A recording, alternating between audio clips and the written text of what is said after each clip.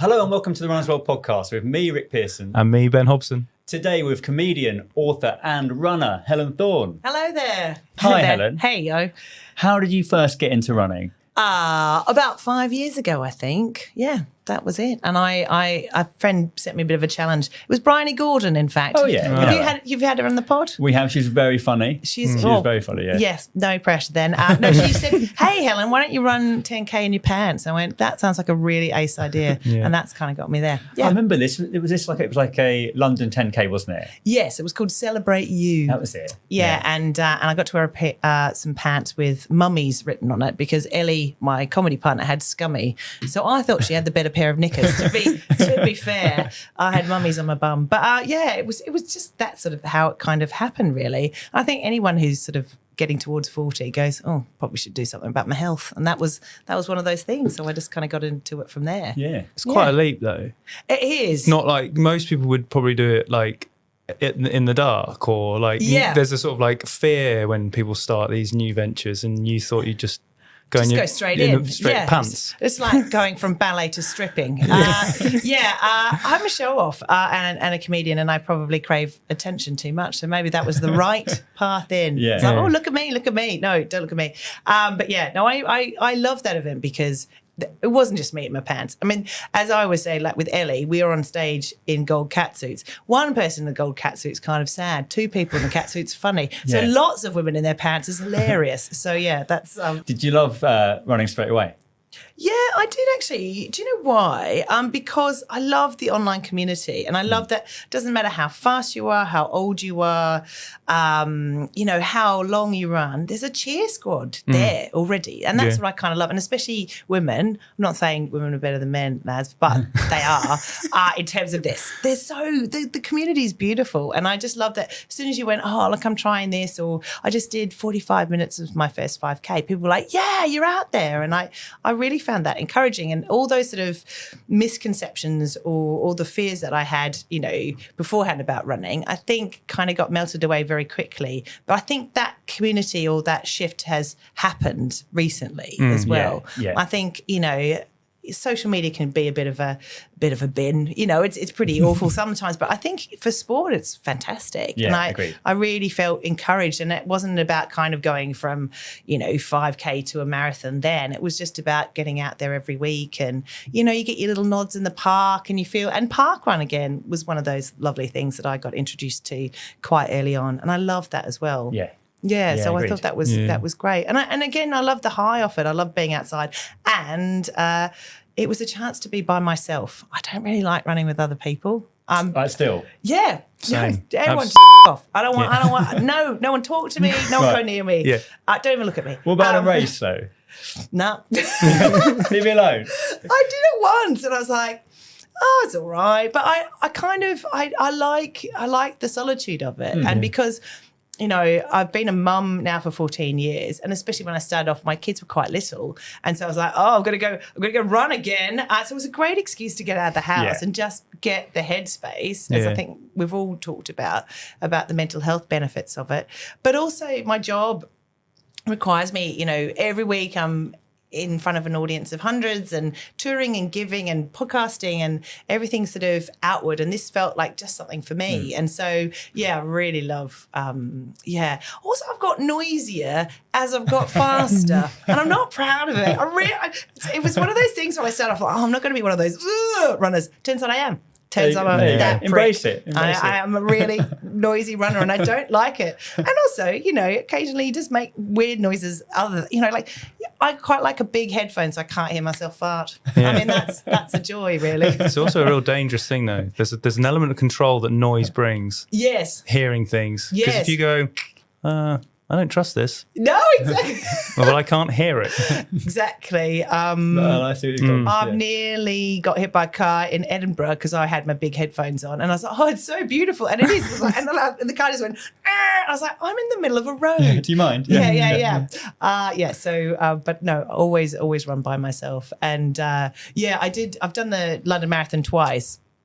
And the first marathon, I started off and I ran with friends for the first 5K, and it was lovely. And then I was like, no, I'm sorry, bye. And then just went on. And then along the way, that was my first ever, and I loved it. And it was sunny, and my goal was basically just to get over the line and get it under six hours. And I stopped and hugged everyone, and it was, I wanted to share that. Yeah. And then this year, I was like, no, I'm not even waving at anyone. I'm just going to put my head down and go as fast as I can. I'm not going to look at anyone. And I was slightly faster. So that was good. Yeah. Good. It's really good when you go along to support someone who's indifferent about you being there. Oh, I'm really awful to support. When you're there going, I can see you. I'm here. I'm here. And the person's just like, no way. No way. I had one friend who said she was coming, and they had painted a poster, and I knew exactly where they were going to be. They were going to be at Embankment, which I knew was about like a mile and a half from their finish. Yeah. And I thought, that's when I'll need it. And I knew where they were going to be, and that was the best time because I just went, yeah! And I saw them, I gave them all the love, and then just put my head down and ran really hard to finish. So that was great. But my kids didn't come. My brother met me at the end, and I had other people who met me at the end, so that was really lovely. I sound like a dreadful person. I'm quite nice in real life. I know what you mean. No, I've disappointed a lot of people by either just not acknowledging them, not knowing they're there. I think I'm quite a fan of someone seeing you early on, actually. Okay. I feel like you still got the energy. Well, you look good. You look like the kind of runner that you think you're on your head at 5 miles in. Yeah, you're not gurning. You're not. You haven't slumped into sort of horrible hunch, sort of like. Yeah. I gotta finish. Yeah. You just. I hate all the photos towards the end. It's good that they take photos of you in the marathon going over the Tower Bridge, because you sort of feel elated. Yeah, still look okay there. Yeah. You're on the halfway mark. You're like, come on, and then no photos after that. You mentioned some of the misconceptions you had about running before you got into it. What were they around? Was it around the idea you had to be fast, you had to look a certain way? Oh yeah, and also I'm Australian, so like sport and that whole running culture was very present when I was younger, and there was the cross country and all the sprints, and I wasn't built to be a runner as I thought back then. I was really good at shot put. I won shot put 3 years in a row. I'm a strong lady, and I was really good at netball and hockey and football, and I did play a different sport every night. But when it came to running, I was never the fastest, and I always felt, I just didn't feel like the long, lean, swishy, blonde ponytail sort of girl. Yeah. And so, I sort of didn't think that. My dad was a runner. He was a really fast runner and ran every day up until his 50s. Wow. Again, probably just to get away from us, and I now understand that.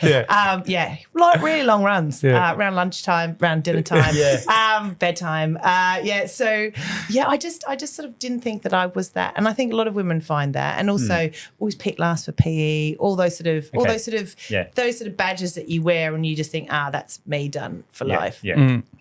And I think over the last 18 months, I've had a massive sort of transformation, both physically, and I got divorced, and, my life's changed really dramatically, and running has been part of that transformation. And it's not just about, obviously, the physical changes are a nice benefit from that, but also really I've become the full dork. Like I look forward to the runs. I want to talk to you about this, because Ben's really into that stuff as well. The nerdiness. I'm just like full stats. I go to bed just like, I used to be, I'm still single, and I used to like scroll through dating apps. Now I'm just like scrolling through my stats on Strava and Garmin going, my God, fitness of a 20-year-old. Yes, please. I'm top 5% of my fitness. And it's, it's really sad. But I think it's a healthy thing. It's a good thing. It is, that's right.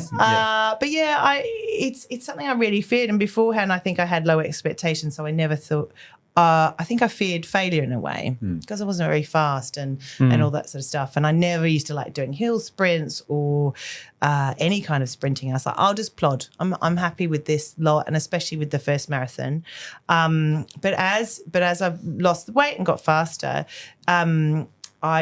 this year I ran the marathon 100 minutes faster than the year before. Wow. So I went from 5 hours and 56 minutes to 4 hours and 14 minutes. Wow. And then next year I'm aiming for sub 4, and 3:45 is my sort of goal. So I'm going to 3 marathons. Which should be a good for age time. Yeah. So because the aim is to get to Boston, and I think that's what I have to go for. So and it's all the cliches. It's like, oh, if you told me 3 years ago I was going to do that, I would tell you off. But now here I am sitting with you guys talking about negative splits. Amazing. You talk about like the sort of a happy byproduct of running being weight loss and changing transformations and bodies changing, and I think sometimes that's kind of viewed. If the moment you say weight loss and running, people just lose their shit and get really cross about it. Yeah. But some people do use running to lose weight, and it is naturally something that happens if you run more than you were previously doing. Yeah. But I think you framed it really nicely. You treat it more as like a body positivity, stronger. You talk about being strong at shot put, and you kind of continue on that sort of idea of being just strong. Yeah. How have you worked that into it, how you've been running, and just like you do some lifting and? Oh yes, I do. So my sort of week is I do 3 runs, which will be sprints on Tuesdays, medium on Thursday, really long run on Sunday. Yeah. Monday morning I do weights, and then I'll fit in a Pilates or yoga class into that. So that's all about tone and the speed and things like that. But it's more, I think for me, the lighter I get, the faster I've got, naturally. And they've just sort of gone hand in hand. But I get so high off getting faster and faster. And they're the goals that I set rather than the scales. Because also, as I've got sort of leaner and more muscular, then my weight changes anyway. So it's not worth. Sorry, I'm just laughing. So I had a goal weight at 69 for obvious reasons, because that was going to be exactly a third of my body weight that I lost, but also hilarious number. Anyway, God, I sound like a terrible tart. Anyway, so now I'm embarrassed. Okay, good. I'm glad this is being filmed. But in terms of feeling lighter and faster, that's been the goal. And that's when I get high off and like running up the stairs and like, getting out, weird things like just getting out of bed or getting out of the shower or, just the energy I have, I think, rather than, what size dress I am or that sort of thing. But, when I started out on Instagram about 5 years ago, my Instagram handle was Helen wears a size 18. And I am not that size now. And so I had to change my Instagram handle, and people getting really cross with me going, you're not a size 18. And I thought, well, don't know how to kind of frame this. But I never talk about weight loss because I know it's very triggering, and it was never my intention. But I worked. So what happened was, I had a, just before the pandemic, I got separated. So I did all the right things. I became basically an alcoholic, and I got really professional with my smoking. And I think I completed Deliveroo. So that was great. I really, really get it. And then I wrote a book which required me to write an 80,000 word book in 5 months. So I didn't sleep. So that was really good. And then I went and got a full health check because I thought, I don't feel so great. And so what it revealed was I had no vitamin D, had no immune system. Right. I was sort of on the way to sort of diabetes and, death, basically. But what it did also reveal, because I did a full genetic testing, was that I had extra high endurance and I had extra high strength. Right. So she said, weightlifting and marathon running is what your body's actually could be really good at. And I was like, what the is that? So and then I got a nutritionist, a friend of mine, and just basically changed all my eating habits over a very long time. And that who knew? Amazing. Giving up biscuits and maybe replacing with a piece of salmon occasionally had some benefits. There's the truth bomb for you, listener. This is the Runner's World podcast.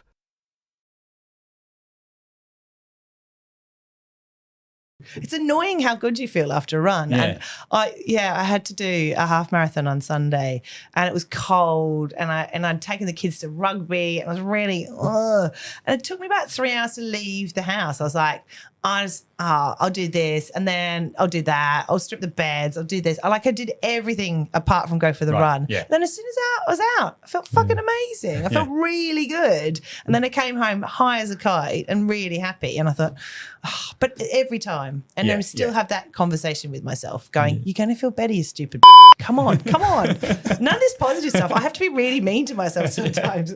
Come on.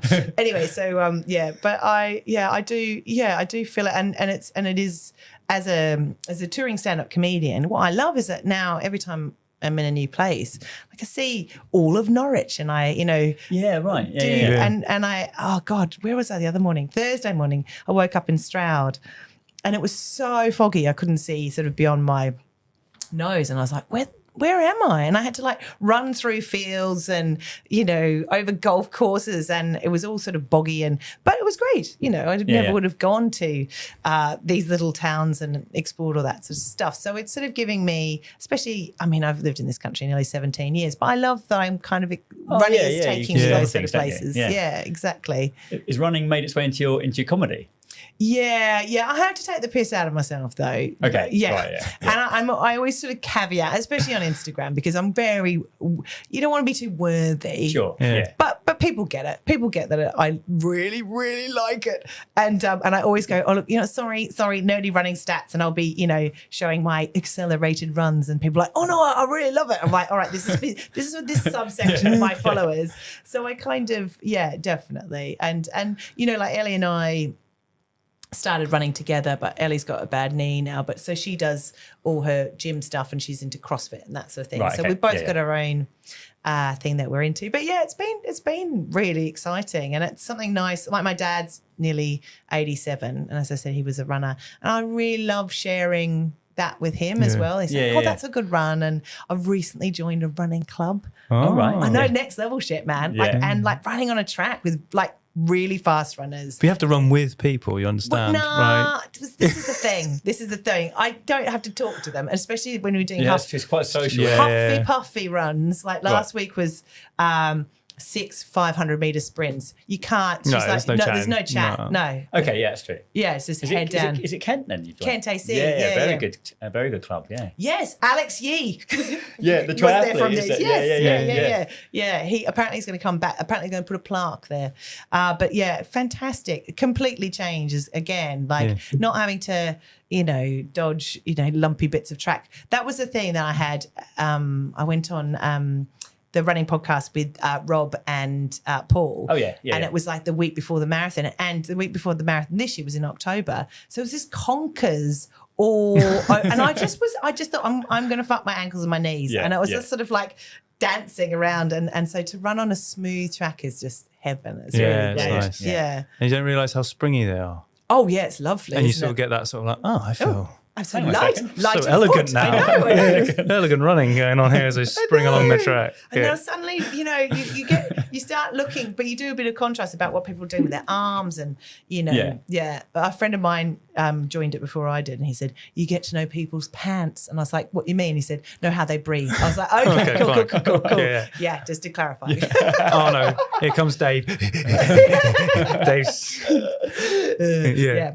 So Am that's I fun. right in thinking you're climbing to base camp Everest as well? Yes, because we just don't feel like we're getting enough attention. Yeah. So we decided that Ellie and I would go to base camp Everest, and that's going to be in March next year. And this year we did a 100-mile hike of the Yorkshire Dales, which was fabulous. So we really enjoyed that. And we might be doing a stand-up gig at the base of Everest. Amazing. Yeah, so that would be very exciting. But it's about 8 days there and 8 days back. And you stay at little tea houses along the way. And it's not going to be luxurious. But How do you train for that in London? I think it's just a good level of fitness, because apparently it's not hikey, but you have to have a good level of cardiovascular. Probably don't take up smoking before I go and get back on the pizzas and the deliveries. Yeah, but I leave think them just a alone, good base level of fitness. Okay. But the woman who's taking us, she's Tanya, who's been doing it for 10 years. We're setting off with the proper people who are going up the top, up to the summit. Oh, wow. The ones who, like the 1 in 10 people are going to die. Yeah. Those Nice to guys. meet you. Nice to meet you. Which one? We could have bets. Yeah. Which Do you one? reckon it's the American businessman who's really confident he's going to die? Is there another Everest climber? It's mainly the sort of CEO, isn't it? The sort of 100%. overconfident CEO. Sure. Yeah. You've got to have like Too much money. Load of Too money. much so confidence. much money to climb up there, isn't it? Like it's tens of thousands. I think it's like Yeah. 10 grand at least. Yeah, so for sure, you've got to have that just knocking about. Yeah. if you want to go and do it. just in your back pocket. Yeah, there is. I just no. Also, the fact that you're going to see dead people, like the Yeah, people that's that true. are just Yeah. left behind. Yeah. Ellie and I've already decided that just go on. Yeah, base camp's high enough, isn't it? I think it's fine. Yes. I think it's going to be all right. Yeah, that'll do. But yeah, so that's March next year. So amazing. that'll be fun. Wow. Yeah. Wow. Do you find yourself being asked advice? Are you dishing out advice now? Is that because the moment you start putting nerdy stuff out there? Oh yeah. You're now an authority. It's basically a doctorate. Yeah. Yeah, people ask me stuff I don't know about all the time. What's my injury? Oh yeah, how do I avoid injury? I don't know. I just hope for the best.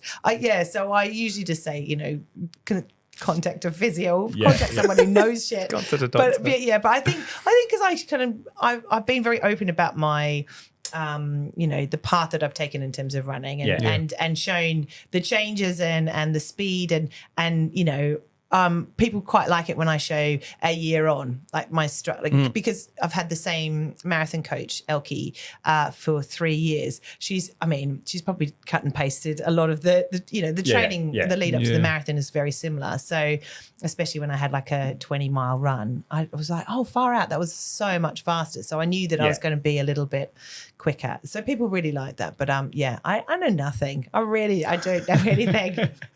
But it is nice. I feel privileged that women now write to me going, I ran today because you posted about running, or they'll say I've started Couch to 5K and I've just finished my 10K, or all those sort of things. So that for me is a real buzz that people have done that, and often people have said they've got back into running because they've seen that I've done that. And I think there's something, because I didn't start out as a size 10, that they know that it's possible. That I didn't look like I did when I began. It's been very slow and gradual. Like my weight loss, it's been like 5 stone over 18 months. So it's really slow. And so it hasn't been like a crazy diet or anything like that. It's just slow and steady. So I think that people, but they want to know what I have for breakfast. They want to know, but I can only do what I do. And also my life is mental. Like one night I'm in Norwich, the next night I'm in Brighton. I'm a single parent. I have to fit around all those sort of things. So I can't sell or can't, what's it called? I can't just do what I do. Yeah. And then some nights I drink 2 bottles of wine, smoke half a packet of fags and end up sleeping next to a chicken kebab. So, that I wouldn't recommend. Yeah. I mean, the chicken kebab. Some of that's unorthodox, isn't it? Yeah. Do you have like a running hero or people within running you're like, they're really inspiring? I guess it really was Bryony. Bryony really, for many, many reasons. Again, she was really open, and her books really helped me as well. But the way that she has brought women to running has been extraordinary. And I just remember that phone call. I remember it really clearly. She said, look, listen, Helen, if I can run a marathon, so can you. And she was so generous and wonderful. And I think, I think Bryony has been my real hero with that as well. I think that's been amazing. And I was just saying, I was just listening to your previous podcast on running heroes, and these women, we've had to overcome so much more than the blokes. Definitely. Just to get on the road and get in a race. So I think that's an something angle, different. Yes, exactly right. If you had a message to other women who may be starting running or thinking about starting running in their 40s, single parents, what would it be? What did you wish that you knew before you started? What I would say was just get out and go for a walk to begin with. Any time outside. If you've got 20 minutes to scroll through Instagram, you've got 20 minutes to go outside and go for a walk. And don't set your goals really high. Don't compare yourself to marathon runners. Just enjoy every little win. And you will always feel better after a run. Always. Yeah. Everything kind of ricochets from that. I've found running hasn't given me just health benefits. It's given me confidence in everything that I do. Do it. It's great. And thanks so much for coming on the Runners World podcast. Thanks for having Talk to us me. about your running. Amazing journey. Everest next. You going to do London again? Yes, but not next year, hopefully. I booked in for Copenhagen in May. Oh, great. Apparently that's the flashiest one. So Sounds good. yeah, awesome. And pastries at the end. Yeah. Great. Win. Chasing those PBs. Yeah. Thank you. Great, thank you. Brilliant. Cool. I shouldn't say that. I mean, I was okay. You guys were great. Yeah.